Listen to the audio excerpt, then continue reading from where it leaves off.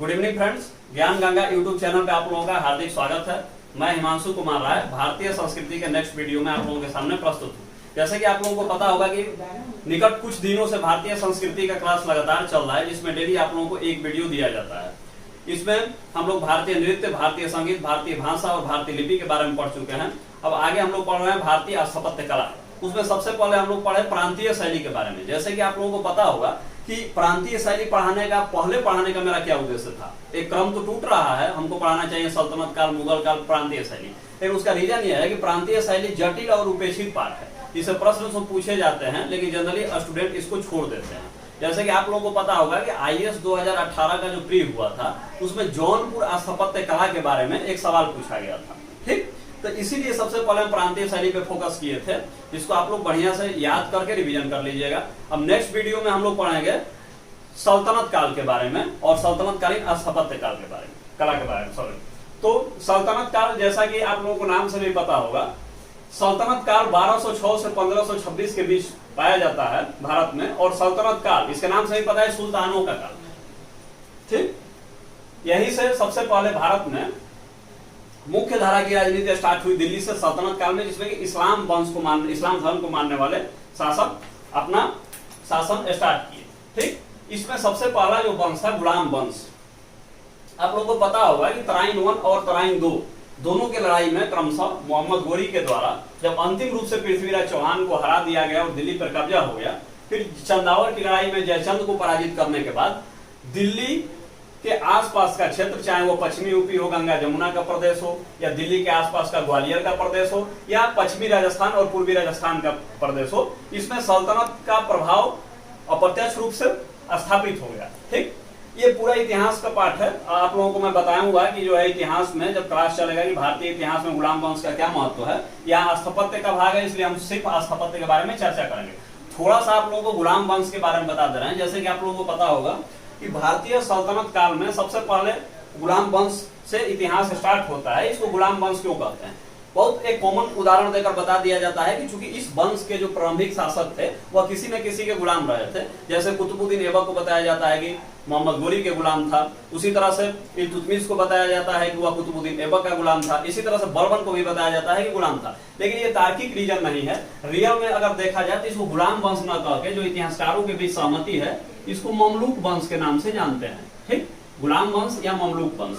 जैसे कि इरफान हबीब, जो भारत के मध्यकालीन भारतीय इतिहास के एक प्रसिद्ध इतिहासकार हैं, उन्होंने इस वंश को ममलूक वंश कहा है। अब ममलूक का अर्थ क्या होता है? तो ममलूक एक जो है, आप लोगों को पता होगा कि मिस्र में, जो अफ्रीका का एक कंट्री है मिस्र, उत्तर अफ्रीका का, इसमें सैन्य सरदार होते थे, उन्हीं को ममलूक कहा जाता है। तो यही आप लोग विशेषता देखिए दोनों में मिलेगा। जितने ये प्रारंभिक शासक हुए, चाहे कुतुबुद्दीन ऐबक हुए, चाहे इल्तुतमिश हुए या बर्बन हुए, एक प्रकार से ये सैन्य सरदार थे। यानी गुलाम तो थे, लेकिन इन लोगों को सैन्य शिक्षा दीक्षा दिया गया था और इनकी जो सेवा थी गुलाम के रूप में, मुख्य रूप से सैनिक सेवा थी। इसीलिए इस वंश के शासकों द्वारा जो शासन स्थापित किया गया उसको हम गुलाम वंश या ममलूक वंश कहते हैं। अब डिटेल इसके बारे में चर्चा जब होगा, जब भारतीय मध्यकालीन इतिहास का क्लास अरविंद सर लेंगे। इसके बाद अभी हम भारतीय संस्कृति पढ़ा रहे हैं, इसमें आप लोगों को स्थापत्य के बारे में बताया जाएगा। ठीक है, शुरुआत हम करते हैं कुतुब मीनार। गुलाम वंश का भारत में संस्थापक कुतुबुद्दीन ऐबक को माना जाता है। जैसे कि आप लोगों को पता होगा, इसका शासनकाल बहुत कम रहा, सिर्फ 1206 से 1210 के बीच रहा। इसीलिए भारतीय स्थापत्य कला में, खासकर मध्यकालीन स्थापत्य कला में, इसका योगदान कम रहा। उसका कारण क्या था? इसके पास समय की कमी थी और अस्थायित्व की कमी थी। लेकिन उसी में जो थोड़ी बहुत संरचनाओं का निर्माण किया, उसमें एक सबसे महत्वपूर्ण संरचना है कुतुब मीनार। देखिए, ये कुतुब मीनार क्या है? सबसे पहले आप लोगों को पता होगा कि इसका जो है ये स्थित कहाँ है? ये दिल्ली में स्थित है। और इसका निर्माण कब कराया गया? 1210 में। देखिए, आप लोग इसका ध्यान रखिएगा, क्योंकि कभी कभी डायरेक्ट पूछ देता है कि इसका निर्माण, कुतुब मीनार का निर्माण कौन करवाया था। ये डायरेक्ट छोटे छोटे वनडे एग्जाम में पूछ देता है। तो कुतुबुद्दीन ऐबक कब? तो 1210 में। अब देखिए, ये किसकी स्मृति में इसका निर्माण करवाया गया था? कोई भी देखिए स्मारक बनता है तो किसी न किसी उद्देश्य से बनता है या किसी न किसी स्मृति में बनाया जाता है। जैसे ये बना था कुतुबुद्दीन बख्तियार काकी की स्मृति में। ठीक, जैसे कि आप लोगों को पता होगा कि भारत में सूफी सिलसिला बहुत प्रभावित था और उसमें सबसे प्रभावित था भारतीय चिश्ती सिलसिला।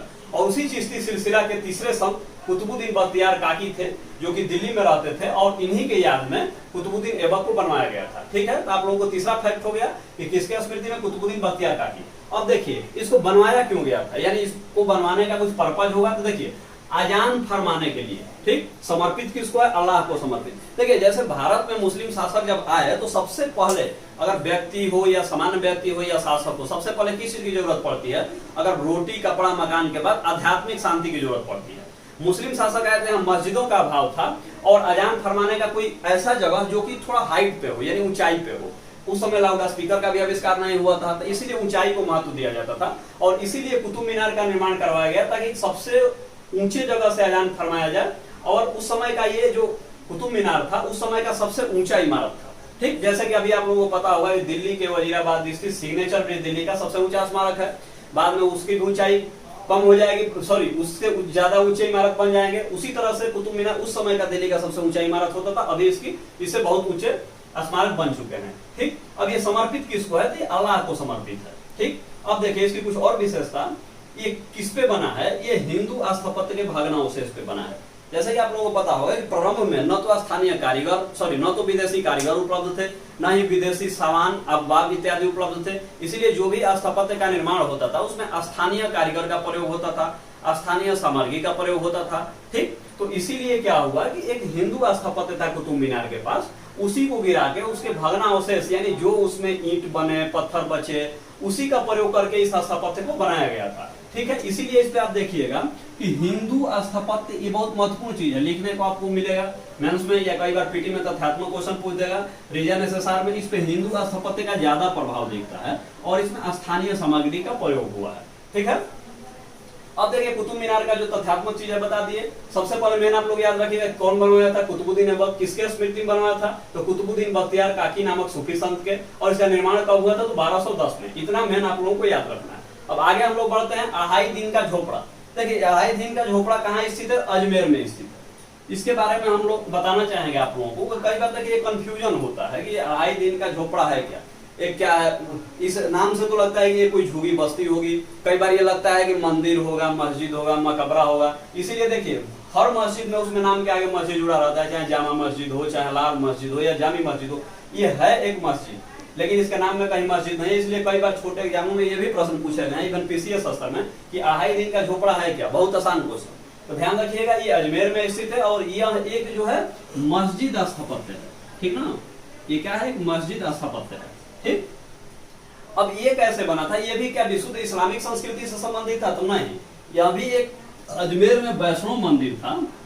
वही वैष्णव मंदिर को बाद में कन्वर्ट करके जैन मंदिर बना दिया गया और उसी जैन मंदिर के ऊपर यानी उस जैन मंदिर को गिराकर और उसके भग्नावशेष पे अढ़ाई दिन का झोपड़ा बनाया गया। जैसे कि आप लोगों को पता होगा कि राजस्थान में जैन धर्म का बहुत प्रभुत्व था। वहीं पे नजदीक आप लोगों को है माउंट आबू, यहाँ पे आप लोगों को पता होगा कि अभी भी प्रसिद्ध दिलवाड़ा का जैन मंदिर है। तो उसी जैन मंदिर को कन्वर्ट कर दिया गया था मस्जिद में, वही हो गया अढ़ाई दिन का झोपड़ा। ठीक, कुछ और किले थे इसके, हम जैसे कि हम बताएंगे इसके पास समय की अभाव था, समय की कमी थी और इसीलिए स्थापत्य कला में बहुत योगदान नहीं दे पाया। लेकिन इसका मेन दो आप लोगों को याद रखना होगा, कुतुब मीनार, अढ़ाई दिन का झोपड़ा। कुछ किले थे जो तथ्यात्मक रूप से अगर याद हो जाता आप लोग याद कर सकते हैं, जैसे हांसी का किला का निर्माण करवाने का इसका योगदान दिया जाता है। बयाना का किला का इसने निर्माण करवाया। बयाना आप लोगों को पता होगा दिल्ली के आसपास एक बॉर्डर के रूप में काम करता था ये बयाना का किला। ठीक, इसके बाद इल्तुतमिश का शासनकाल जैसे कि आप लोगों को पता होगा 1211 से 1236 पड़ता था। ठीक, अब देखिए इल्तुतमिश के शासनकाल में क्या क्या बनाया गया था, यानी कौन कौन स्मारक बनाए गए थे। सबसे पहले यही आप लोगों को याद होना चाहिए क्योंकि कई बार पूछ देता है कि ये स्मारक किसके शासनकाल से संबंधित है, तो उसको आप लोग तथ्यात्मक रख लीजिए। पहला हो गया बदायूं का जामी मस्जिद, ठीक है।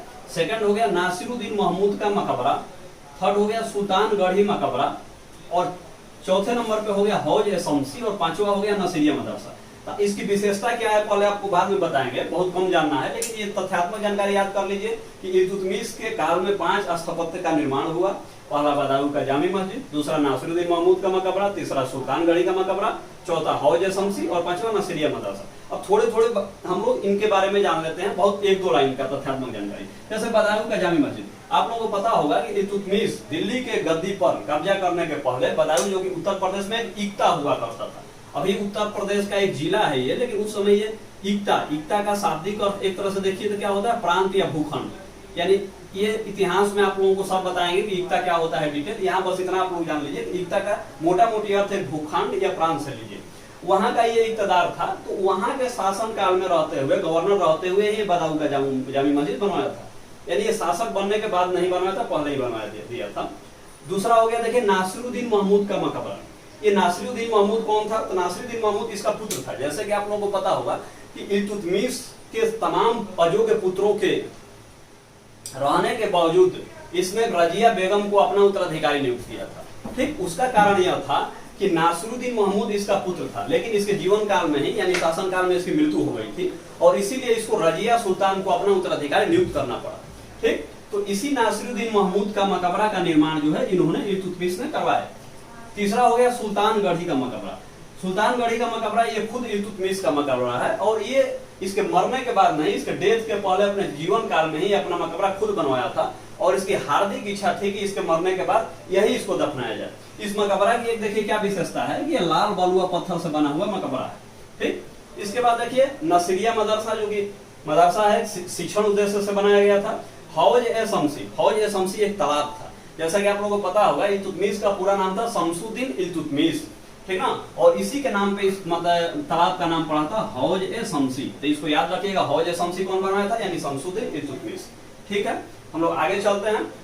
आगे देखिए बलबन। अब देखिए बलबन के बारे में कुछ आप लोगों को बताना चाहेंगे। 1265 से 87 ईस्वी तक इसका शासनकाल था। क्योंकि आप लोगों को पता होगा कि बलबन जो है अपने सत्ता का डायरेक्ट उत्तराधिकारी नहीं था। ठीक, बहुत जोड़ तोड़ करने के बाद इससे शासन पे कब्जा मिला था, तो इसीलिए, और चूंकि ये इंफीरियर मानसिकता से भी ग्रसित था, तो इसीलिए इसको अपनी कुलीनता दिखानी थी। और कुलीनता दिखाने का मध्यकाल में क्या माध्यम था, इस्लाम के प्रति समर्पण। यानी आप इस्लाम अल्लाह के प्रति, शरीयत के प्रति जितना समर्पित हैं और जितना समर्पण दिखा रहे हैं, तो आप लोगों को सबसे ज्यादा श्रेष्ठ शासक और एक धार्मिक शासक माना जाता था। तो बलबन वही किया। इसीलिए आप लोगों को पता होगा कि ये जो शुरुआत का जितने स्थापत्य थे, चाहे वो कुतुबुद्दीन ऐबक का हो या इल्तुतमिश का हो, इस पे हिंदू प्रभाव ज्यादा दिखाई देंगे। मुस्लिम प्रभाव भी है लेकिन हिंदू प्रभाव ज्यादा। लेकिन बलबन के समय ये एक बहुत बड़ा चेंजिंग आएगी कि अब यहाँ इस्लाम को ज्यादा महत्व दिया जाने लगेगा। उसका कारण था कि बलबन जो है कट्टरता दिखाना चाहता था ताकि उसके शासन को वैधता मिले। ठीक, अब देखिए बलबन का सबसे एक महत्वपूर्ण स्थापत्य है बलबन का मकबरा, जो कि लाल मकबरा के नाम से प्रसिद्ध है क्योंकि ये लाल बलुआ पत्थर से बना है। देखिए इसका विशेषता क्या है, ये इस्लामी संस्कृति का इस पे ज्यादा प्रभाव है। सबसे पहले महत्वपूर्ण फैक्ट कि इसके मकबरा पे इस्लामी संस्कृति का ज्यादा प्रभाव है। दूसरा फैक्ट, पहली बार पूर्ण गुंबद का प्रयोग। देखिए ध्यान रखिए, गुंबद जो है, जैसा कि आप लोग जानते होंगे, गुंबद कई बार पढ़ने में आता है मध्यकाल में कि होता क्या है गुंबद। तो ये गुंबद का सबसे पहले जो इस्लाम धर्म में गुंबद आया था, तो उसके सबसे पहले भारत में अगर कहीं प्रयोग हुआ वो भी पूर्ण और वैज्ञानिक तरीके से, तो बलबन के मकबरा में ही हुआ था। ठीक है, फिर इसका मकबरा में किस पत्थर का प्रयोग हुआ था, लाल बलुआ पत्थर का प्रयोग। ध्यान रखिए अब आप लोग, क्या यहाँ से चेंजिंग आ रही है, 3 चेंजिंग। पहला चेंजिंग कि इस्लामी संस्कृति का प्रभाव इस पे बढ़ रहा है स्थापत्य पे, यानी हिंदू स्थापत्य का प्रभाव क्या हो रहा है, कम हो रहा है। दूसरा, गुंबद का प्रयोग वैज्ञानिक तरीका से, यानी इस्लाम के उन ज्यामितीय सिद्धांतों का यहाँ प्रयोग किया जा रहा है जिन सिद्धांतों पे इस्लामी शासन टिकी हुई थी। और तीसरा, लाल बलुआ पत्थर। आप लोगों को पता होगा लाल बलुआ पत्थर हो या संगमरमर हो, सफेद संगमरमर हो, ये एक महंगी चीजें होती थी। तो इसका शासक तभी प्रयोग करते थे जब उनके शासन में अस्थायित्व आता था। ठीक, जब शासन स्थिरता प्राप्त करता था। तो आप लोगों को पता होगा शुरुआत के तुलना में बलबन के शासन में कुछ अस्थायित्व दिल्ली सल्तनत प्राप्त कर लिया था। ठीक है, फिर इसने क्या किया कि कुछ किले बनवाए जो कि उत्तर पश्चिमी सीमा प्रांत पे अवस्थित किले थे। ठीक है, अब गुलाम वंश के टोटल स्थापत्य के बारे में हम लोग पढ़ लिए। ठीक, अब आगे हम लोग चलेंगे खिलजी वंश के बारे में। जैसा कि आप लोगों को पता होगा खिलजी वंश का शासनकाल भारत में 1290 से मोटा मोटी 1320 तक रहा। ठीक है, अब ये खिलजी वंश में जो प्रारंभिक स्थापत्य कला है उसके बारे में हम लोग पढ़ेंगे अलाई दरवाजा के बारे में। अलाई दरवाजा का निर्माण किसने करवाया था, एक आप लोग ध्यान रखिएगा, बहुत डायरेक्ट पूछ देता है AK के नाम से, शॉर्टकट में अलाउद्दीन खिलजी हम बोलते हैं। अलाई दरवाजा का निर्माण अलाउद्दीन खिलजी करवाया था। और ये है क्या अलाई दरवाजा, नाम सुनने में दरवाजा तो लग रहा है लेकिन कहाँ पे है कैसे है, तो ये कुतुब मीनार के दरवाजा के तौर पर इसका प्रयोग किया गया था। यानी अभी भी जब आप लोग कुतुब मीनार देखने जाएंगे तो उसमें प्रवेश करने का माध्यम अलाई दरवाजा ही है। सबसे पहले आपको अलाई दरवाजा में प्रवेश मिलेगा, उसी से होते हुए आप लोग कुतुब मीनार जाएंगे। ठीक ना, तो यही अलाई दरवाजा है। देखिए इसकी विशेषता क्या थी, सबसे बड़ी विशेषता पहली बार वैज्ञानिक व इस्लामिक रीति से मेहराब का प्रयोग किया गया था। देखिए आप लोगों को पता हो मेहराब कैसे होते हैं, देखिए ये मेहराब हो गया, ये पहली बार वैज्ञानिक और इस्लामी तरीके से किस स्थापत्य में इसका प्रयोग किया गया था, तो अलाई दरवाजा में। यानी गुंबद का प्रयोग कहाँ हो गया, लाल मकबरा में। मेहराब का प्रयोग कहाँ हो गया, अलाई दरवाजा में। ठीक है। अब देखिए एक और इसके बारे में कहा जाता है फर्गुसन एक मध्यकालीन भारतीय इतिहासकार था। अलाई दरवाजा की खूबसूरती से इतना वो प्रभावित था। एक तथ्य है आप लोगों को ऐसे याद रखना है, कभी कभी एग्जाम में पूछ दिया जाता है कि किस इतिहासकार ने इसको बोला था। तो अलाई दरवाजा को क्या बोलता था कि अलाई दरवाजा को स्वर्ग का कोहिनूर बोलता था, क्योंकि इस पे इतना जड़ाई का काम किया गया था। ठीक, और इस पे कुरान की आयतें इतनी बारीक तरीका से लिखी गई थी कि उसको लगता था कि ये जो है कोई मानव इसको नहीं बना सकता है। ठीक ना। अब देखिए एक और तथ्य है इसमें अलाउद्दीन खिलजी के बारे में कि ये भी एक कुतुब मीनार का निर्माण करवा रहा था। यानी शुरुआत में जो कुतुब मीनार कुतुबुद्दीन ऐबक ने बनाया था, ठीक ना, इससे भी दुगुना ऊंचाई वाला कुतुब मीनार वहीं पे बनाने का कार्य किसने किया, अलाउद्दीन खिलजी ने। लेकिन चूंकि उसका जीवन काल कम रहा, इसी के चलते उस स्थापत्य का निर्माण पूरा नहीं हो पाया, इसलिए कुतुब मीनार ही अभी शेष बचा हुआ है। ठीक है। एक और तथ्य, हौज अलाई का निर्माण कौन कराया था, अलाउद्दीन खिलजी, जो कि एक तालाब है। जैसे हौज शमसी एक तालाब का निर्माण कौन कराया था, इल्तुतमिश, वैसे ही हौज अलाई का निर्माण कौन कराया था, खिलजी वंश का अलाउद्दीन खिलजी ने। एक और तथ्य, सीरी दिल्ली का निर्माण। जैसा कि आप लोगों को पता होगा कि दिल्ली जो है अभी वर्तमान में दिल्ली, इसका कई बार निर्माण हुआ है और कई बार इसको विध्वंस किया गया है। एक तथ्यात्मक जानकारी आप लोगों को रहना चाहिए, दिल्ली का कम से कम 7 बार निर्माण किया गया है और दिल्ली को 7 बार विदेशी आक्रांताओं के द्वारा उजाड़ दिया गया है। तो उसी में एक जो है सीरी जो था वह खिलजियों की दिल्ली थी, यानी खिलजी जो दिल्ली का निर्माण किए थे वो सीरी था। ठीक, इसमें हुआ क्या था कि आप लोगों को पता होगा खिलजी जो थे वो कुलीन वंश से संबंधित नहीं थे, वो चूंकि एक अफगान थे और अफगान जनजाति के सामान्य कबीले के लोग थे। तो जब जलालुद्दीन खिलजी के द्वारा शासन पे कब्जा किया गया कैकुबाद की उमर्स के बाद, तो इसके विरुद्ध विद्रोह हो गया। तो उस विद्रोह को शांत करने के लिए इन्होंने मुख्य दिल्ली से हटकर एक नए जगह पे चले गए जो कि सीरी कहलाई, और वहां पे अपने समर्थकों के साथ अपने शासन को मजबूत बनाया। बाद में उनके बाद अलाउद्दीन खिलजी ने इसी सीरी के जगह पे चारों तरफ एक किला का निर्माण करवाया और वो खिलजियों की दिल्ली हो गई। ठीक है। एक और स्थापत्य, अलाउद्दीन खिलजी ने दिल्ली के चारों तरफ खाई का निर्माण करवाया। जैसे कि आप लोगों को पता होगा कि अलाउद्दीन खिलजी जब चित्तौड़ आक्रमण में व्यस्त था, उस समय यहाँ पे मंगोल शासक का आक्रमण हुआ दिल्ली पे और दिल्ली पूरी तरह से लूटी जाने वाली थी, यानी दिल्ली पे कब्जा होने वाला था। लेकिन अपने तत्परता के द्वारा अलाउद्दीन खिलजी ने तुरंत आदेश देकर रातों रात दिल्ली के चारों तरफ खाई का निर्माण करवा दिया, जिसके चलते दिल्ली से मंगोल लौट गए। आगे हम लोग हाँ, एक और खिलजी वंश के बारे में यहाँ विशेषता दिखेगा कि देखिए प्रारंभ में जो स्थापत्य होते थे बहुत ही साधारण होते थे। ठीक, यानी साधारण पत्थर का प्रयोग होगा, जड़ावट उसमें कम होगा, सुसज्जित कम होगा, कुरान की आयतें जो उतारी जाएगी उसमें उतनी बारीकियां नहीं होगी। लेकिन जैसे जैसे हम खिलजी वंश में बढ़ते हैं टोटल बदल जाएगा। कहने का मतलब कि यहाँ पे क्या होगा, सजावट का काम ज्यादा होगा। जैसे कि कुरान की आयतें बारीकी से उकेरी जाएगी, यहाँ पे सुलेखन और अरबेस का प्रयोग होगा। ठीक ना। फिर यहाँ पे जो मेहराब होता है घोड़े के नाल की तरफ प्रयोग होगा। यानी जितना बारीकी से बारीकी सजावट में ध्यान दिया जा सकता था वो सब खिलजी वंश में हुआ। इसका देखिए आप लोगों को कारण क्या है, आखिर क्यों आप लोगों को लग रहा होगा कि यहाँ पे ऐसे हो रहा था, शुरुआत में नहीं हो रहा था। उसका कारण यही था कि आप लोगों को पता होगा कि खिलजी वंश के काल में दिल्ली सल्तनत अस्थायित्व को और विस्तार को प्राप्त कर लिया था। ठीक, स्थापत्य में रुचि शासक कब लेता है, जब उसका राजस्व का स्रोत बढ़ जाए, जब शासन को स्थिरता मिल जाए, यानी कहने का मतलब विदेशी आक्रमण का भय थोड़ा कम हो। ठीक ना। तो तभी जाकर क्या होता है कि आदमी कला में और संस्कृति में रुचि लेता है। तो आप लोगों को पता होगा कि खिलजी वंश के समय मलिक काफूर ने पूरे भारत को रौंद डाला था और अधिराजत्व की नीति के तहत दक्षिण भारत को स्वायत्ता दे दिया गया, लेकिन उत्तर भारत, पश्चिमी भारत और मध्य भारत पे पूरी तरह से दिल्ली सल्तनत का पकड़ बन गया था। इसीलिए यहाँ पे क्या होगा कि बहुत ज्यादा आप लोग स्थापत्य में कलाकारी देखेंगे, सजावट देखेंगे, लाल बलुआ पत्थर का प्रयोग देखेंगे। ठीक ना। आगे हम लोग पढ़ेंगे तुगलक वंश के बारे में। तुगलक वंश का शासनकाल, तुगलक वंश का जैसा कि आप लोगों को पता होगा कि इसका संस्थापक था जीएसटी यानी गुड एंड सर्विस टैक्स नहीं, गयासुद्दीन तुगलक। गयासुद्दीन तुगलक इसका संस्थापक था और उसका सबसे जो पहला एवं अंतिम महत्वपूर्ण निर्माण क्या था, तुगलकाबाद था। तुगलकाबाद का किला आज भी दिल्ली में उपलब्ध है, प्रेमी प्रेमिकाओं का एक स्थान है जहां आपस में लोग मिलते हैं। अब इसका इतिहास हम लोग थोड़ा जान लेते हैं। तो देखिए तुगलकाबाद की बड़ी विशेषता, ढलवा दीवारें, यानी जो देखिए पहले क्या होता था कि जो दीवारें बनती थी लंबवत बनती थी। ठीक, लंबवत और सपाट बनती थी। ठीक ना। अब क्या हुई कि दीवारें ढलवा बनने लगी। ये तुगलक वंश की सबसे बड़ी विशेषता है। चेंजिंग यहाँ पे आएगा। भवन जो है बड़े बड़े बनने लगेंगे। इसके पहले जो भी भवन बनते थे उनमें सुंदरता होती थी, लेकिन भवनों का आकार छोटा होता था। यहाँ देखिए क्या होगा, भवनों का आकार बड़ा होगा लेकिन सजावट कम होगा।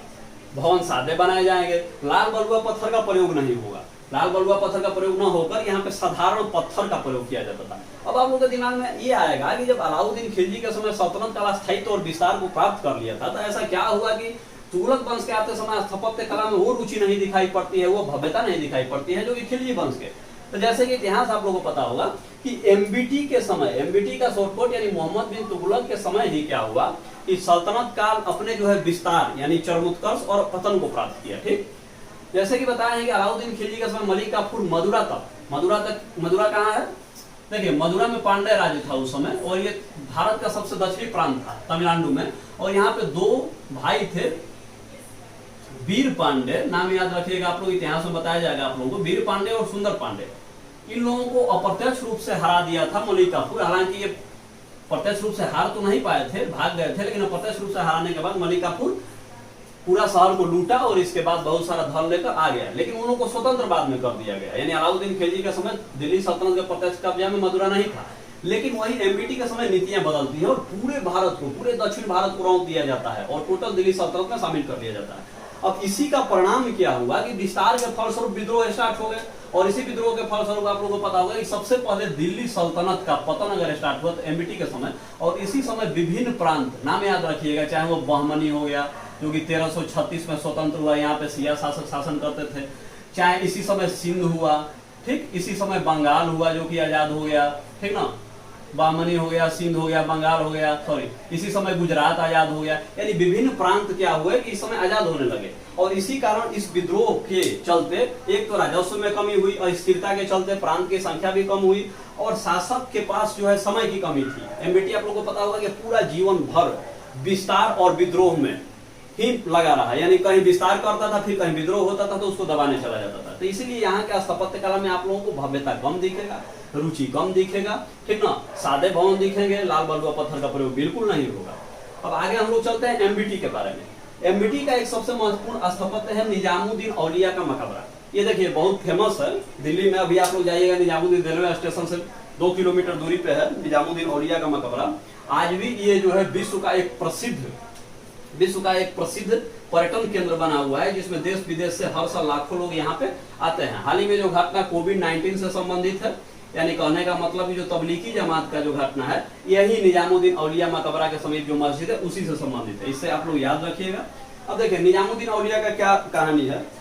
निजामुद्दीन औलिया जो है दिल्ली के एक प्रसिद्ध सूफी संत है, ठीक, और इन्होंने ये घोषणा किया था कि अगर वो मरे, यानी अगर उनका डेथ हो, तो उनके एक खुले आसमान में सोना दिया जाए। यानी कहने का मतलब है कि निजामुद्दीन औलिया कभी भी नहीं चाहते थे कि उनके मरने के बाद उनके शिष्य के द्वारा एक भव्य स्थापत्य यानी मकबरा उनके ऊपर निर्मित कर दिया जाए। नहीं, वो चाहते थे कि उन्हें खुले आसमान में सोने दिया जाए, ताकि जो आत्मा और परमात्मा दोनों का डायरेक्ट मिलन हो। लेकिन आप लोगों को पता होगा एमबीटी एक जिद्दी शासक था और निजामुद्दीन औलिया का शिष्य भी था। इस नाते उनके कहने के बावजूद, उनके इच्छा के बावजूद, उनके मरने के बाद उनका एक मकबरा बनाया, निजामुद्दीन औलिया मकबरा उसी को बोलते हैं। निर्माण कौन करा है? एमबीटी। अब इसकी देखिए विशेषता क्या है, यहाँ पे उत्तम झांझरी व खिड़की का प्रयोग हुआ है।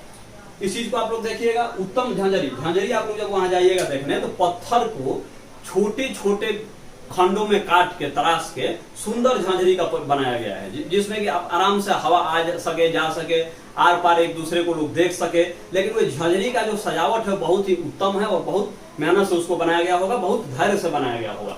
खिड़की का भी यहाँ प्रयोग हुआ है, बड़े बड़े खिड़कियों का प्रयोग हुआ है, ठीक है। फिर यहाँ पे उत्तम गुंबद एवं मेहराब का प्रयोग हुआ है। सजावट में यहाँ पे क्या हुआ है, सुलेखन का प्रयोग किया गया है और बेस का प्रयोग किया गया है, ठीक ना। मेहराब जो गुंबद है उसमें पीले कलर का धातु का चिनाई किया गया है, जो कि देखने में पूरा आपको स्वर्ण मंदिर टाइप, ऊपर इसका गुंबद सोना टाइप दिखेगा, यानी इसमें बहुत कारीगरी किया गया था। अब आगे एक और एमबीटी का स्थापत्य है दौलताबाद। आप लोगों को पता होगा कि एमबीटी क्या किया था, मोहम्मद बिन तुगलक अपनी राजधानी को दिल्ली से देवगिरी स्थानांतरित किया था। उसके कई रीजन है जो कि आप लोगों को भारतीय इतिहास में बताए जाएंगे।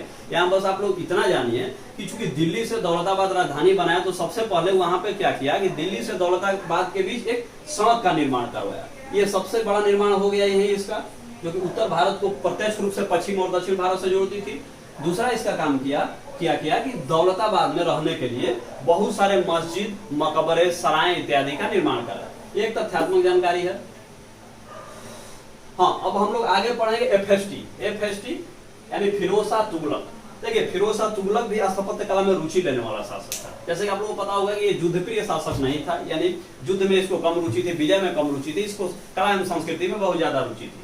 तो इसीलिए इसने क्या किया कि देखिए कई भवनों का पुनरुद्धार कराया। पुनरुद्धार का मतलब कि देखिए पहले से जो भवन है उसी भवन में कुछ जो है जोड़ तोड़ कर उसको नया रूप देना, उसी को पुनरुद्धार बोला जाता है।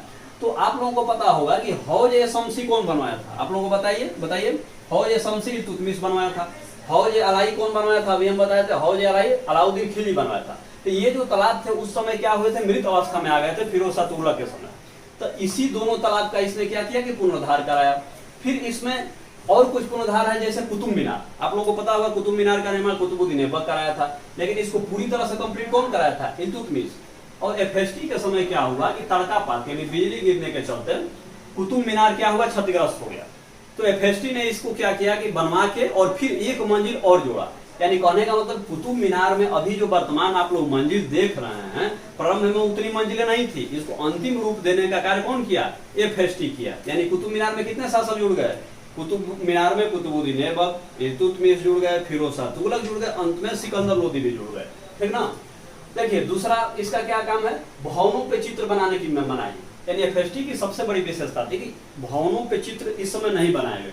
आप लोगों को पता होगा कि इस्लाम धर्म में किसी भी जीवित जीव यानी ऐसा जीव या पौधा जिसमें की जान हो उसके चित्र बनाने की मनाही है। ठीक है, क्योंकि माना जाता है कि ऐसा काम करना सिर्फ अल्लाह का काम है। यानी कोई चित्रकार या कोई जो है स्थापत्यकार के पास ये क्षमता नहीं है कि किसी चित्र में वो रूह डाल सके। तो इसीलिए इस्लाम में क्या किया जाता था शरीयत में कि भवनों पे जो भी चित्र बनाया जाता था उसमें जीवित चित्र का बनाने की मनाही थी। इसीलिए इसके जगह पे क्या किया जाता था? कोई ज्यामितीय आकृति बना दी जाती थी। ठीक ना? कोई फूल का बना दिया जाता था चित्र, ठीक है, जिसमें कि प्राण ना हो। तो चूंकि एफएसटी आप लोगों को पता होगा कि दिल्ली सल्तनत में तुगलक वंश का स्वाभाविक उत्तराधिकारी नहीं था। ये एमबीटी का पुत्र नहीं था, ये एमबीटी का चचेरा भाई था। तो इसलिए ये एमबीटी का डायरेक्ट रूप से स्वाभाविक उत्तराधिकारी तो हुआ नहीं। तो इसने जो सत्ता प्राप्त किया था वह दिल्ली के अमीर एवं उलेमाओं के समर्थन से प्राप्त किया था। एक और इसमें जो है क्या समस्या थी कि एक हिंदू महिला का पुत्र था। एफएसटी जो था वो किसका पुत्र था? हिंदू महिला का पुत्र था। तो इसीलिए इस्लाम में इसको जो है समान के नजर से उतना नहीं देखा जाता था। तो इसको अपने को प्रूफ करना था, यानी प्रमाणित करना था कि नहीं, मैं एक सच्चा इस्लाम धर्म को मानने वाले शासक हूँ और मेरा जो राज्य है वो पूरी तरह से इस्लाम एवं शरीयत पे आधारित है। इसीलिए इसने क्या किया कि कुछ ऐसे काम किए जो इसके काम को इस्लाम धर्म के आधार पे जस्टिफाई किया जा सके, यानी इस्लाम से झुकाव। इसी कारण आप लोगों को पता होगा कि इसने जो है शरीयत में सिर्फ 4 कर को छोड़ के बाकी सारे करों को इसने क्या किया कर दिया था? माफ कर दिया था। ठीक ना? तो इसमें जो भी स्थापत्य होगा उस पर भी इस्लाम का प्रभाव दिखेगा। तो इसलिए भवनों पे चित्र बनाने की मनाही थी। ये इस्लाम का पोषक था। कुछ इसने शहर का निर्माण करवाया, जैसे कि तथ्यात्मक रूप से कई बार पूछ दिया जाता है, याद रखिएगा। जैसे हिसार का निर्माण करवाया था, जौनपुर का निर्माण करवाया था, फिरोजपुर का निर्माण करवाया था, फतेहाबाद का निर्माण कराया था, ठीक ना, फिरोजाबाद का निर्माण करवाया था। अब इसमें एक जौनपुर का क्या कहानी है? जौनपुर का जो निर्माण करवाया था इसका भाई यानी मोहम्मद बिन तुगलक का मूल नाम क्या था? जौना खां, और उसी की स्मृति में इन्होंने जौनपुर का निर्माण करवाया। ठीक, इसके बाद इसने फिरोज शाह कोटला का भी निर्माण करवाया। आप लोगों को पता होगा दिल्ली में जो क्रिकेट स्टेडियम है उसका क्या नाम है? अभी फिरोज शाह कोटला। मूल रूप से वो क्या था? एफएसटी के द्वारा बनवाया गया एक किला ही था। ठीक ना? इसके बाद इसने क्या किया कि 2 अशोक के स्तंभ, जिसका नाम है, आप लोगों को ध्यान रखना होगा, दिल्ली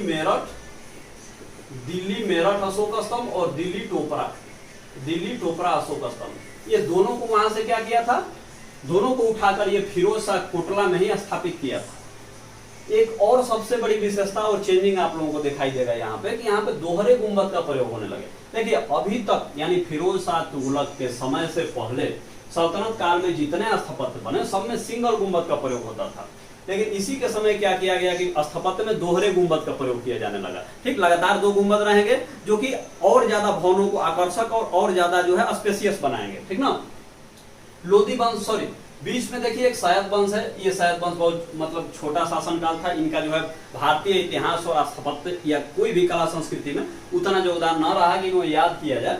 फिर भी आप लोग एक नाम से बस तथ्यात्मक जानकारी याद कर लीजिएगा। इसमें 2 मकबरे इंपॉर्टेंट है, एक मुबारक शाह का मकबरा और एक अहमद शाह का मकबरा। नाम से ही पता है मुबारक शाह का मकबरा मुबारक शाह बनवाया था, अहमद शाह का मकबरा अहमद शाह बनवाया था। सबसे बड़ी बात की इसमें विशेषता क्या है, तो वहीं आपकी प्रारंभ की विशेषताएं दिखाएगी, कुछ भी इसमें विशेष रूप से चेंजिंग नहीं है। तो हम लोग अब पढ़ेंगे लोधी वंश के बारे में। देखिए लोधी वंश में महत्वपूर्ण चेंजिंग क्या हुआ, बगीचे के बीच में मकबरा बनने लगे। अभी आप लोग चले जाएं कोई लोधी गार्डन चले जाएं, ठीक ना, या कहीं भी जहाँ की लोधी वंश से संबंधित मकबरा है, तो वो देखिएगा उसके चारों तरफ बगीचा है और बीच में मकबरा। इसका निर्माण पहले नहीं ऐसा होता था, यानी आप लोगों को अगर देखा जाए तो नासिरुद्दीन महमूद का मकबरा जो बना है, जो सुल्तानगढ़ी का मकबरा बना है, या जो ये बलबन का मकबरा बना है, ये बगीचे के बीच में नहीं बनते थे। लोधी वंश से इसमें चेंजिंग हुआ बगीचे। इसका उद्देश्य क्या था, इसका 2 उद्देश्य था। पहला तो उद्देश्य था आध्यात्मिक शांति, यानी कहने का मतलब कि जहां मकबरा बनाया जा रहा है वहां बगीचों के बीच में उस व्यक्ति को आध्यात्मिक शांति मिले, और दूसरा मनोरंजन का भी उद्देश्य था, ताकि मकबरा जो है आकर्षक लगे और कोई भी अगर यात्री या पर्यटक आ रहा है तो उसमें बैठ के अपना जो है आनंद ले सके। ठीक, तो यही इसलिए बगीचा इसमें बना दिया जाता था। दूसरा, दोहरा गुंबद का प्रयोग व्यापक रूप से। देखिए अंतर क्या आ जाएगा, एफएसटी के समय दोहरा गुंबद का प्रयोग पहली बार हुआ था, लेकिन यहाँ देखिएगा लोधी वंश के समय दोहरे गुंबद का प्रयोग व्यापक रूप से होने लगेगा। यानी ये दोहरा गुंबद अब कोई बड़ी बात नहीं रह गई, एक सामान्य बात है। हर जो है स्थापत्य में आपको दोहरा गुंबद दिखने लगेंगे। कुछ उदाहरण आप लोग देख लीजिए, जैसा कि मोठ मस्जिद सिकंदर लोधी के समय बनवाया गया था स्थापत्य। दादी का गुंबद ये भी सिकंदर लोधी के समय। एक और आगरा का, जैसे कि आप लोगों को पता होगा कि सिकंदर लोधी ने ही 1504 में निर्माण करवाया था, और इसका रीजन क्या था कि इसको अपना राजधानी बनाया। और दूसरा कारण था कि पश्चिम में जो राजस्थान में राजपूत शासक थे वो कभी दिल्ली सल्तनत पे आक्रमण न कर सके, ठीक, और उस मार्ग पे नियंत्रण हो जो मार्ग दक्षिण भारत में, मध्य भारत में और पश्चिम भारत में जाती थी, उसी पे नियंत्रण रखने के लिए सिकंदर लोधी ने आगरा शहर का निर्माण करवाया, जो बाद में उसका अपना राजधानी भी बना। इस तरह से आप लोगों को पूरा हम सल्तनत काल पढ़ा दिया, स्थापत्य काल। आप आशा है कि आप लोग इसको बढ़िया से समझे होंगे, याद करिए, और मेरे चैनल को आप लोग लाइक, सब्सक्राइब और बेल आइकन दबाना ना भूलें।